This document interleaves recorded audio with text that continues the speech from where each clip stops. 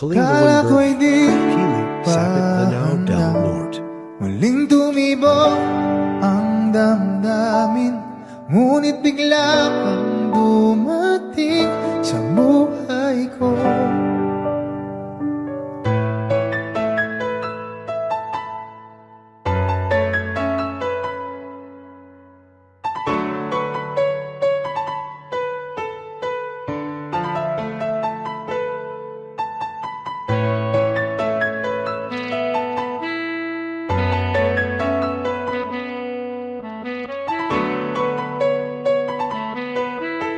Sana ay ingatan ka niya. Hindi ko kayang makitang lumuluha ka, kaya sobrang sakit sa akin na bitawan ka. Ngunit ngayon ay hindi na pwede.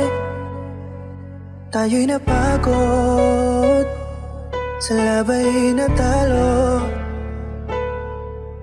kaya akin ang ipapaubaya ang puso mo sa kanya.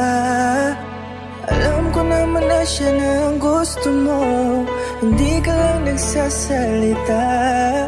Pagmula nang tayo ay naghiwalay, ay iba na ang iyong ngiti. Ang hiling ko lang, ingatan ka niya, ako nang bahala sa hapdi. Hindi ka man sa'kin binigay, ay sana'y kapalit naman ito ay ika'y liligaya.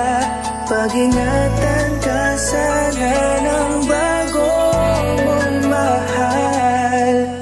Yan ang araw-araw ko sa Diyos ay pinagdarasal.